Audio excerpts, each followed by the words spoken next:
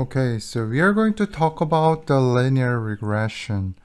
Linear regression is to find the linear relationship between the target variable and one or more predictors or the feature. So basically, this lecture is to talk about how to train the model using the linear regression. So here's the least squared line fitting. In this case, we assume that we already knew the exact model. Here is the line. The goal of this least square line fitting is to find out the M and B from this data set. Training data set, right? The line is the linear relationship between the dependent variable y and the input vector x. A linear relationship means a straight line relationship between the x and y.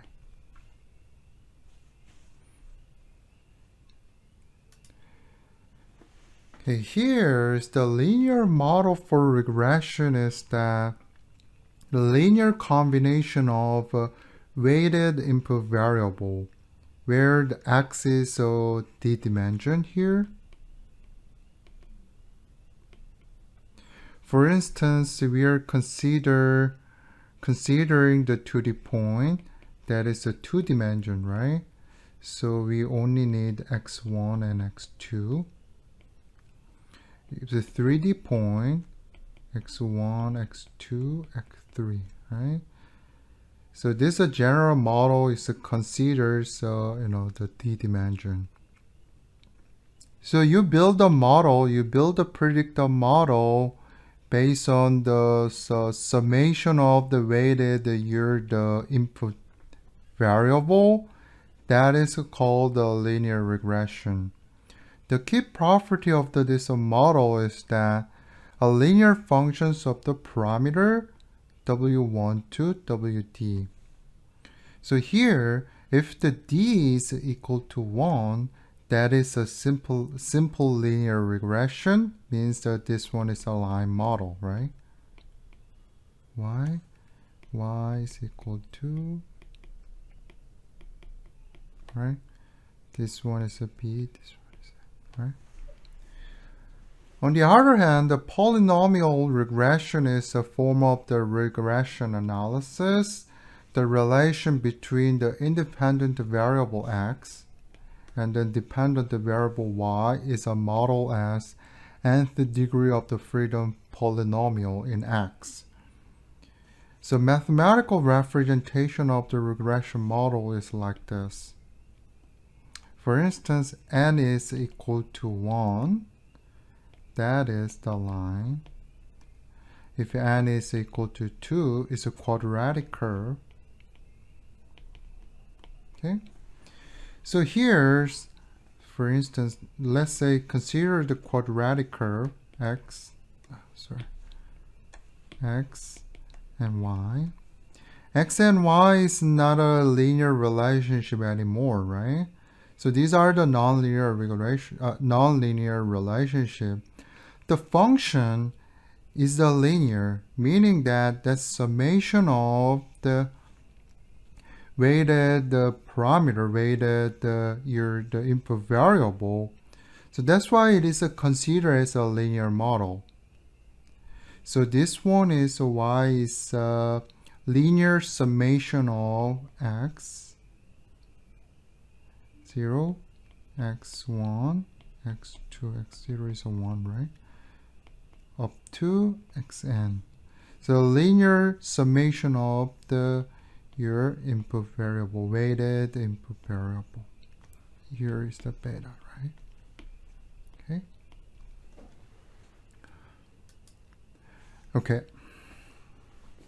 Suppose that we are given a set of the data comprising the n observation of the x with the corresponding the output t. So basically, we are going to estimate the t from x, okay? Meaning that we are going to find out the approximate the function that map, sorry. So map to x2 fx. You're going to find out this model. Okay. Here, what is the model? If we can visualize the data set like this, why we can visualize? We only consider the two-dimensional, one-dimensional data, one-dimensional x and one-dimensional y, so we can easily visualize the data set, right? So once we visualize this data set, we easily, notice that the model is approximate as a second order polynomial, right? Polynomial. Okay. But let's assume that we don't know this order of the polynomial with this data set. Okay. Meaning that so the order is also the unknown. And then this beta parameter is the unknown. Okay. By the way, this true model is from the sine curve. So one cycle sine curve. Okay. So this green curve is a true function. And then this blue dot is your measurement, meaning that let's say here is the xi, this one is fxi. No, it's a true function plus error. Okay. So green curve looks like the polynomial, but the actual true function is the sine curve. Okay. All right. So I try to, summarize our problem with this format that we are familiar with. Data is, let's say, n data set.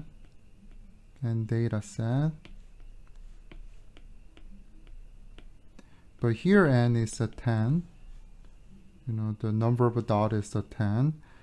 The model is nth order polynomial, meaning that we don't know the order of the polynomial at this point. So this is the approximate model.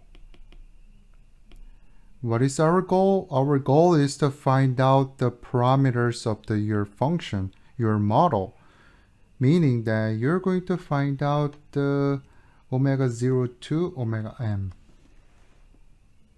Okay.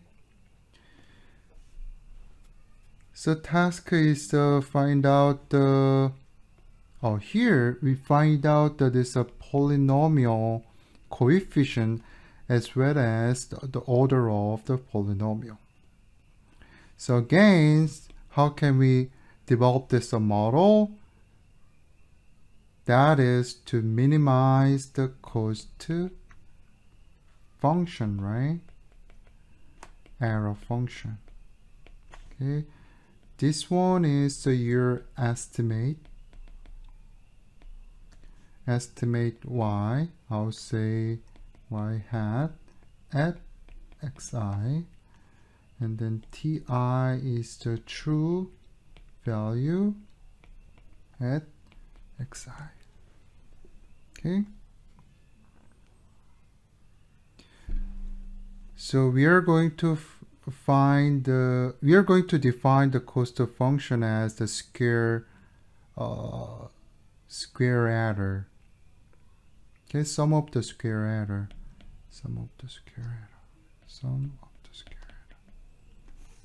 Okay. All right. Okay, let's see what is the optimal parameters that depending on m. So here's I write down the equation.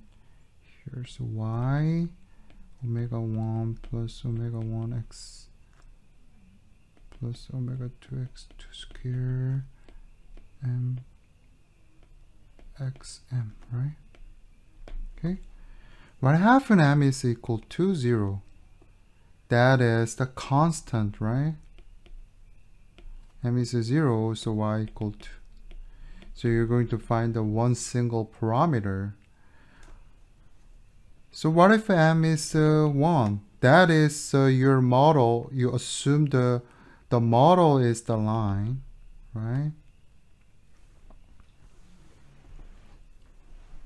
M equal to 3, that is the third order polynomial. M equal to 9, that is the ninth order polynomial, right? So okay, let's see this error. But in this case, there's a large error, right? So okay, so again, so let's say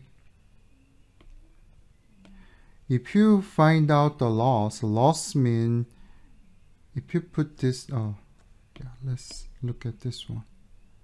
Okay, if you put xi, your model is to give you this value. That is,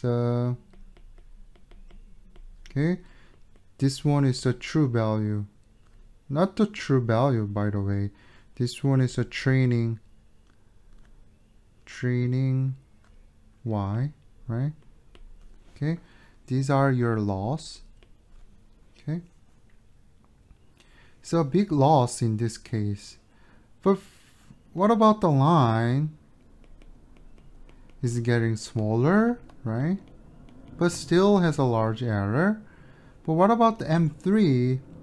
It looks like it's the best approximate the true model, right?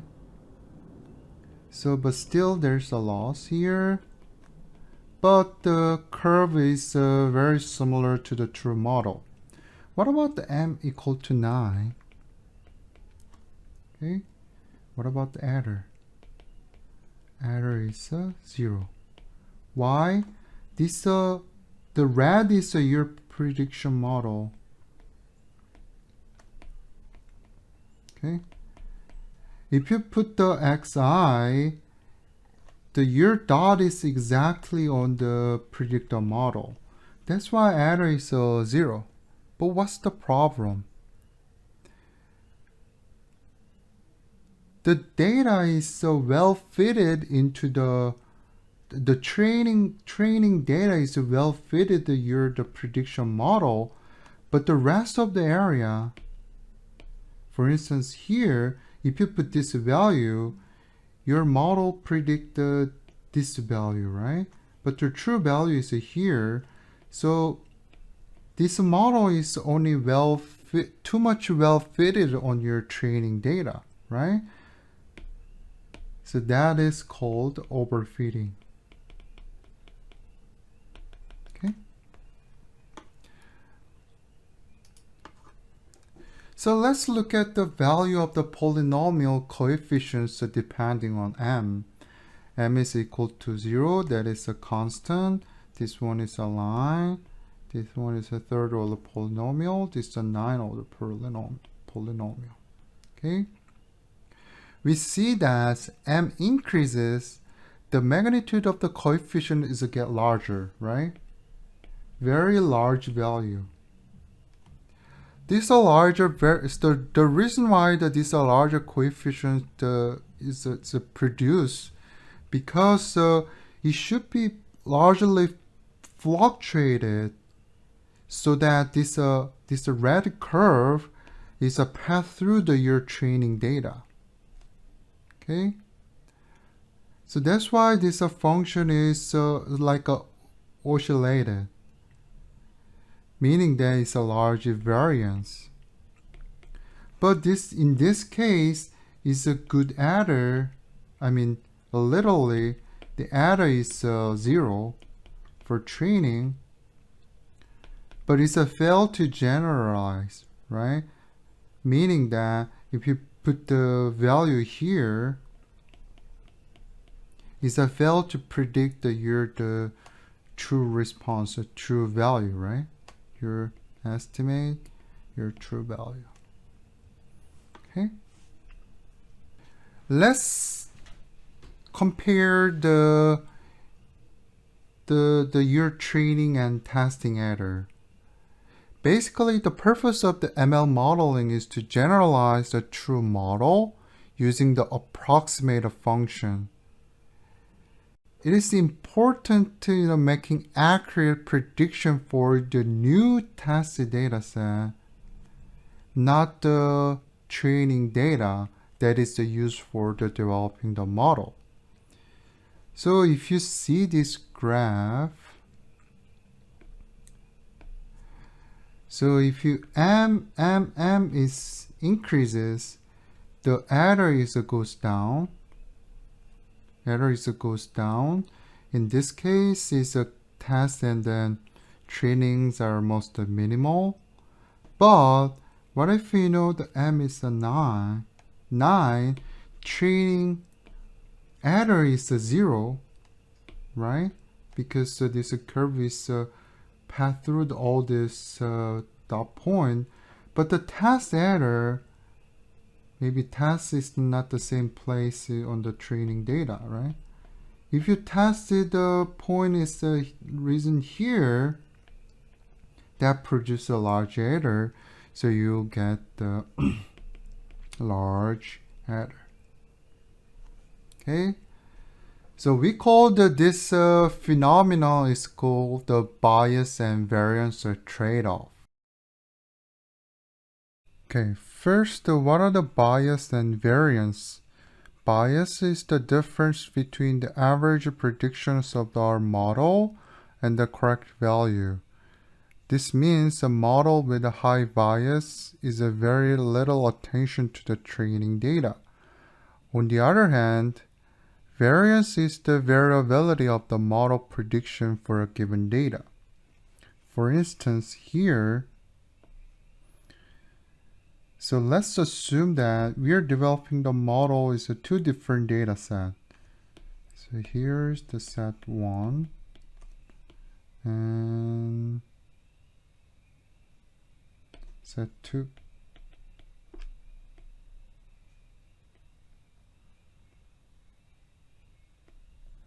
Let's say there's another 10 point here. Okay. If we fit this data with this M0 polynomial, I would say it's a constant. The model looks like this one. It's very close to the model from the set 1. So still there is a large, large bias. Okay. So this means the model isn't affected by what training data used for developing the model. So here's the bias. But this value, the bias value is very similar to each other. So this is a set of the data sets together biased from the true data. Okay. What about the m equal to 9? Is a very complex model. But in this case, this is not a good example because in this case, the error is 0, right? So I mean the true model, it looks like this one. So there's some small error here. Okay. But if we fit the data using the different data set, I would say that they fit the model like this. So this error is very dynamic. Is oscillating.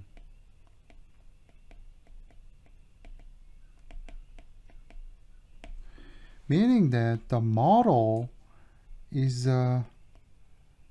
very sensitive to what training data set is used. So if you see this graph, So depending on your training data set, the model accuracy is bibrated. But still, this vibration is centered around this true value, but it's a high variance. Okay? Right. To sum up with, if the model has a many degree of freedom as the data, it can fit the data perfectly. It's a less bias, but the variance is keep increasing. On the other hand, the variance is too low and the bias is too large because this model is not learned from your data. So in this case, it's a fail to generalize. Why? If you see that this one is fitting onto the training data, but in this case, it's not learned from data. Okay, so we try to balance these two bias and then various trade-off. So the best model is somewhere here, having the low bias and then variance. We need to search for the good compromise of bias and variance in the machine learning model.